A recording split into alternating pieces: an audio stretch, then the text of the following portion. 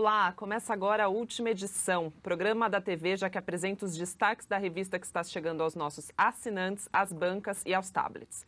Comigo no estúdio, o editor Silvio Navarro e de Brasília, via Skype, Larissa Borges, repórter de Veja. Estamos aqui hoje para comentar uma semana atípica, né? E muito barulhenta no Brasil. Então, eu queria começar com a Larissa, de Brasília, que esteve nessa cobertura. Larissa, como foi preparar uma revista, praticamente uma revista inteira, que a gente tem um especial com mais de 30 páginas nessa edição, sobre a hecatombe em Brasília. Como foi fazer essa edição em menos de 48 horas? Assim? Conta um pouco para a gente dos bastidores da reportagem. Olha, Fernanda, eu acho que o mundo começou a cair quarta-feira, no fim da tarde, quando passaram a ser reveladas as primeiras informações da delação premiada do Joesley Batista, reveladas pelo jornal o Globo. Aqui na redação de Brasília, o pessoal começou a se reunir e planejar o que poderia ser explorado disso e quais seriam os passos seguintes. A gente fez reuniões extraordinárias na quarta mesmo, na quarta à noite, no fim da noite, no início da madrugada. E quinta-feira, a partir das 5h30 da manhã, parte da equipe já estava a postos para acompanhar essa operação policial que acabou levando o Supremo a afastar do mandato o senador Aécio Neves, a afastar do mandato o deputado Rocha Loures e a atingir o coração do governo Temer, assim como nunca tinha se imaginado. Bom, a gente até estava conversando um pouco antes de gravar que a delação do fim do mundo é provável que não tenha sido a do Odebrecht, né? Pois é, todo mundo falava, inclusive a gente mesmo, que a delação do Odebrecht era a delação do fim do mundo, porque expunha assim, todas as relações promíscuas do governo federal, do governo Dilma, financiamento de campanha, esse modus operandi de pagar propina. Só que depois, quando veio essa delação da JBS, com os executivos mostrando provas, grampos, fotos, áudios, teve grampos autorizados pelo STF, grampos contra o senador Aécio Neves, o próprio delator Joesley gravando conversas com o presidente Michel Temer. Então a gente descobriu que se o fim do mundo era aquela, na verdade não é. Acho que o fim do mundo está começando agora, aqui, pelo menos na política de Brasília. E Larissa, como você ficou de cobrir os tribunais, né? Como era o ânimo ali de quem estava trabalhando e cobrindo os eventos? Conta também um pouquinho desses bastidores para a gente.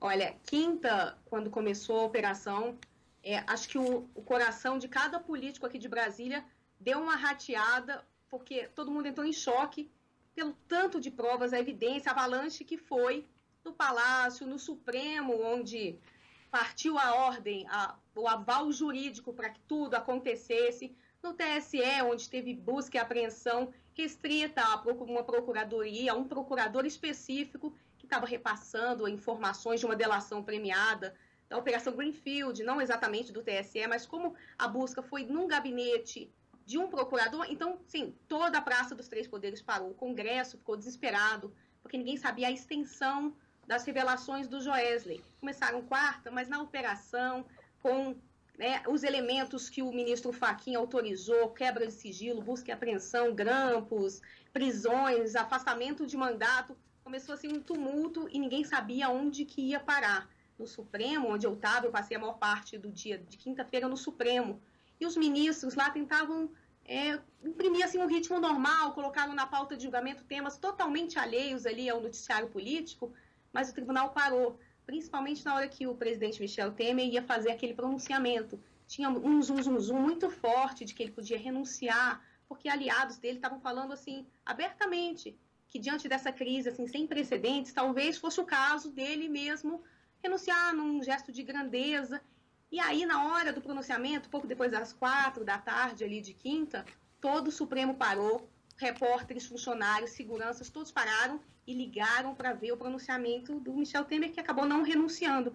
Enquanto isso, os ministros estavam lá julgando, fingindo que a vida continua, o tribunal estava trabalhando, mas na verdade não era bem assim, porque no final da sessão, eles se reuniram separadamente lá numa sala, um salão branco, onde é um lugar de reuniões tradicional aqui dos ministros do Supremo, para discutir ali o estrago político, o cenário de terra arrasada que ficou aqui quinta-feira mesmo. E Silvio, além do presidente Michel Temer, Aécio Neves sai praticamente liquidado. Exatamente. A Larissa já citou a situação do Aécio, vou falar um pouquinho sobre isso. Mas antes, Larissa, já que a gente está falando de bastidores aí da reportagem das últimas 48 horas, você não dormiu, né? Acho que não teve repórter em Brasília que dormiu nas últimas 48 horas. Se dormiram, acho que sonharam com o Joesley e com as delações, porque as pessoas começavam a tremer. Eu lembro que quarta-feira, quando começaram as revelações, era um choque para todo mundo, até para a gente que vive atrás de delação, atrás de anexo de delação e desses vídeos de delatores. Assim, ninguém dormiu. Quinta-feira, hoje ainda as pessoas estão meio dessa ressaca política, começando desde quarta, e tá tudo... E Larissa, antes de passarmos para o Aécio, então, conta pra gente como é quando uma delação perde o sigilo, assim. Os repórteres ficam numa fila ali com seus pendrives para tentar pegar esses documentos. Conta um pouquinho, por favor. Não, o ministro Fachin, ele tirou o sigilo das delações quinta-feira, ontem. Mas até tirar a delação, o sigilo cair em si, fica difícil você saber como você vai ter acesso a isso. Normalmente você leva um HD externo com uma memória infinita, porque você não sabe a extensão das revelações que estão lá. Você leva isso para o Supremo, que é o responsável por revogar o sigilo das delações. Mas você tenta por outros métodos também conseguir isso. Afinal, não é só o Supremo que tem o teor das delações. O delator tem, a defesa do delator tem, o Ministério Público que colheu os depoimentos. Então fica aquela caça à delação para saber quem vai ter primeiro o vídeo, onde você vai conseguir pegar o depoimento, que vai ser crucial para mostrar o cenário político de hoje, né? Certo.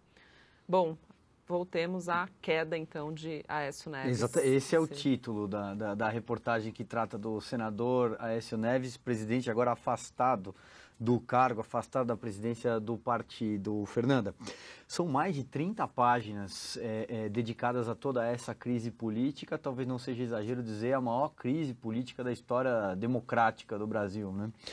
Bom, no caso falamos muito aqui sobre, a Larissa contou todos os bastidores da situação do governo, do presidente Michel Temer, seus ministros, mas esse episódio agora da Lava Jato jogou o senador Aécio Neves ali no olho do furacão, né?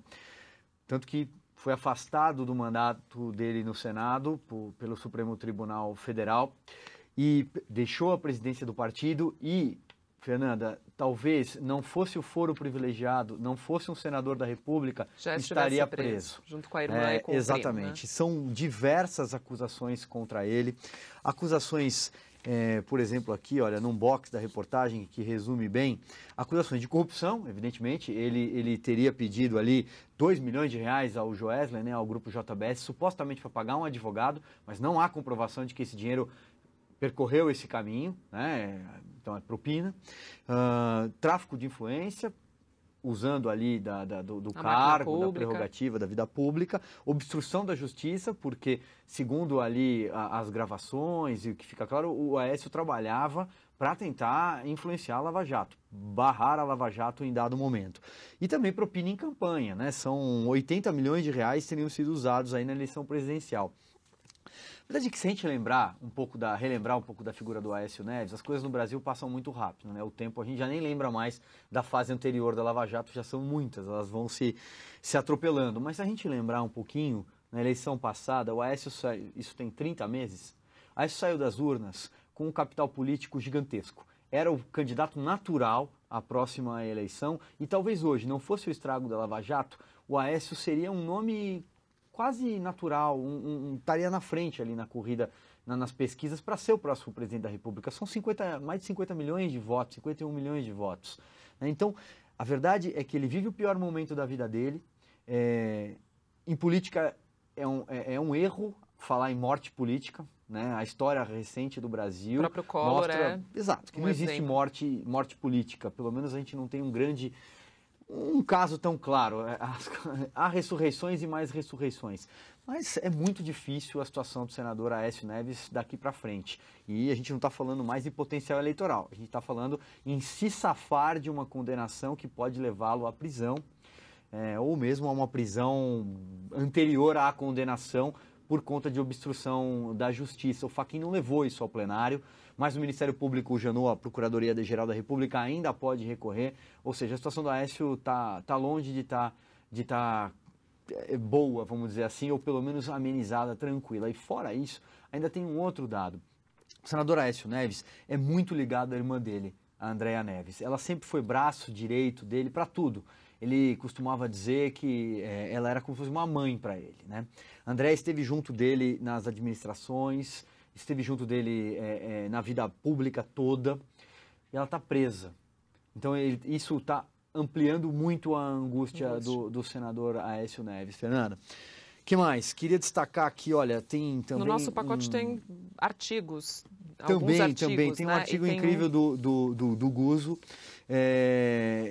Eu também queria destacar, Fernanda, rapidinho, antes, porque a gente está falando do governo Temer, é uma semana que poderia ser uma semana muito boa para o PT. Né? O PT que foi caindo ali e viu os seus cardeais caindo como em efeito dominó, né? Mas essa poderia ser uma semana muito boa para o PT, mas não é, porque na sexta-feira surge a informação de que Lula, Dilma e ali o Manteiga na figura de uma espécie de operador teriam uma conta com 150 milhões de dólares, pasme, para ser usada ali. E não fica claro, não está muito claro, pelo contrário, eu diria, que esse dinheiro era usado para a campanha. Aparentemente era propina, né? Então, não é, mais uma vez é Lula, mais uma vez Dilma, todos no olho do furacão. E o Manteiga, principalmente, esse, a cada dia que passa, está mais enrolado. O pós-italiano da lista da Odebrecht está cada dia pior. E a coisa ainda pode engrossar mais para o lado dele, porque o ex-ministro Antônio Palocci deve falar, deve fazer, enfim, a sua delação premiada. E quando o Palocci falar, o Manteiga vai ficar em maus lençóis. Mas vamos lá. Você citou o artigo, vamos procurar aqui. Eu já são tantas páginas que eu já até me embaralhei aqui. Mas olha só, o artigo do Guzzo, muito bacana, intitulado Um País Inviável. E o Guzzo, bom, a gente não precisa nem falar, né? Da forma que o Guzzo escreve de maneira incrível, mas tem uma frase muito legal. O país de hoje é governado por uma usina de processar lixo. Entra lixo de um lado, sai lixo do outro. O que mais poderia sair? Não vou dar spoiler, senão o Guzzo vai ficar bravo comigo. Leiam a coluna do Guzzo. Não só a coluna do Guzzo, como todo o nosso especial, como o Silvio disse, mais de 30 páginas. Bom, eu quero agradecer a participação da Larissa lá em Brasília. Larissa, bom descanso. Vai descansar, Larissa. Chegou o final de semana, vocês merecem aí. E Silvio, obrigada a você também pela participação. Aos leitores, então, uma boa leitura da nossa edição, espero que vocês gostem e até a próxima semana.